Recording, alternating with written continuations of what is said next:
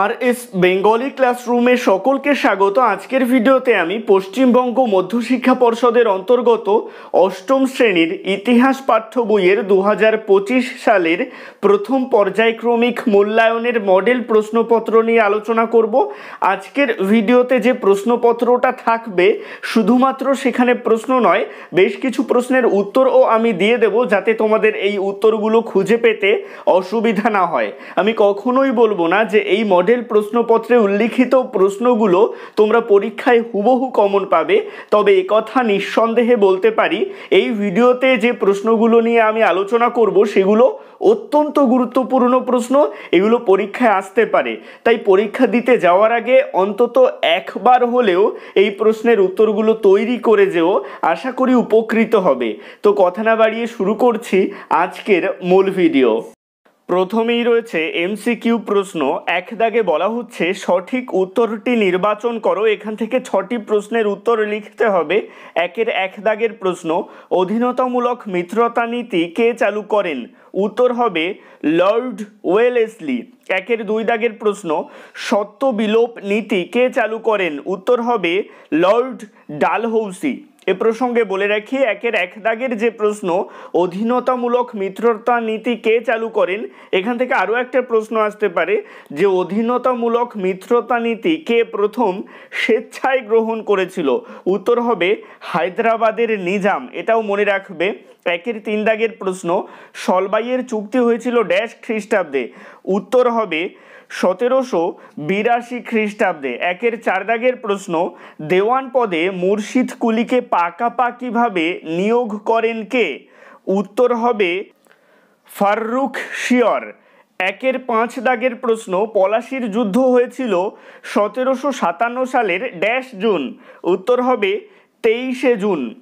একের 6 দাগের প্রশ্ন, আহমদ শাহ আবদালি ছিলেন মারাঠা, আফগান নাকি পারসিক? উত্তর হবে আফগান। একের 7 দাগের প্রশ্ন, কলকাতায় এশিয়াটিক সোসাইটি প্রতিষ্ঠা করেছিলেন কে? উত্তর হবে উইলিয়াম জোন্স। একের 8 দাগের প্রশ্ন, বাংলায় দ্বৈত শাসন ব্যবস্থার অবসান হয় ড্যাশ খ্রিস্টাব্দে? উত্তর হবে 1772 খ্রিস্টাব্দে। একের 9 দাগের প্রশ্ন, ফোর্ট উইলিয়াম কলেজ প্রতিষ্ঠা করেন ড্যাশ? উত্তর হবে লর্ড ওয়েলেসলি। এবারে চলে আসছি 2 দাগে, অতি সংক্ষেপে উত্তর দাও। প্রতিটি প্রশ্নের মান 1। এখান থেকে 4টি প্রশ্নের উত্তর লিখতে হবে। 2-এর 1 দাগের প্রশ্ন, কে কবে হায়দ্রাবাদ রাজ্য প্রতিষ্ঠা করে? উত্তর হবে মীর কামার উদ্দিন খান সিদ্দিকী 1724 খ্রিস্টাব্দে হায়দ্রাবাদ রাজ্য প্রতিষ্ঠা করেন। 2-এর 2 দাগের প্রশ্ন, মুর্শিদ কুলি বাংলার নাজিম পদ লাভ করেন কবে? উত্তর হবে 1717 খ্রিস্টাব্দে। 2-এর 3 দাগের প্রশ্ন, কবে কাদের মধ্যে আলীনগরের সন্ধি হয়? উত্তর হবে 1757 খ্রিস্টাব্দে ব্রিটিশ কোম্পানির সাথে সিরাজ উদ দৌলার। 2-এর 4 দাগের প্রশ্ন, সুপ্রিম কোর্টের প্রথম প্রধান বিচারপতি কে ছিলেন? উত্তর হবে স্যার এলিজা ইম্পে। 2-এর 5 দাগের প্রশ্ন, সিভিল সার্ভিস ব্যবস্থা ভারতে প্রবর্তন করেন কে? উত্তর হবে লর্ড কর্নওয়ালিস। 2-এর 6 দাগের প্রশ্ন, ঠগী দস্যুদের দমনে উদ্যোগ নিয়েছিলেন কে? উত্তর হবে লর্ড উইলিয়াম বেন্টিঙ্ক। 2-এর 7 দাগের প্রশ্ন, বাংলায় নদীপথগুলো জরিপ করেন কে? উত্তর হবে জেমস রেনেল।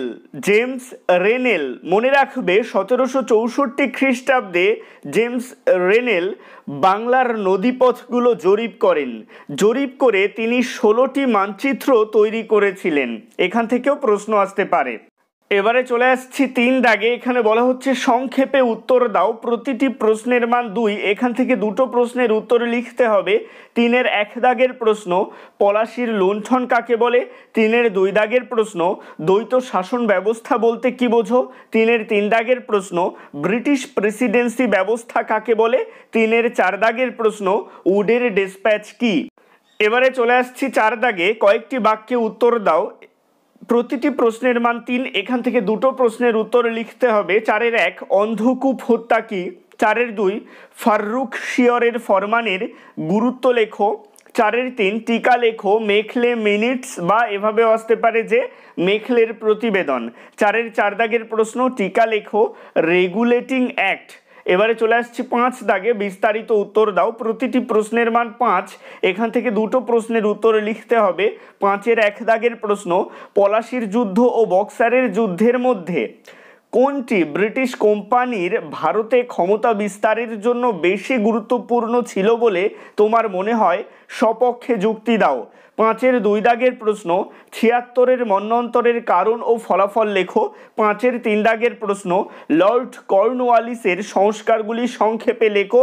5-4 দাগের প্রশ্ন লর্ড উইলিয়াম বেন্টিংকের সংস্কারগুলি সংক্ষেপে লেখো।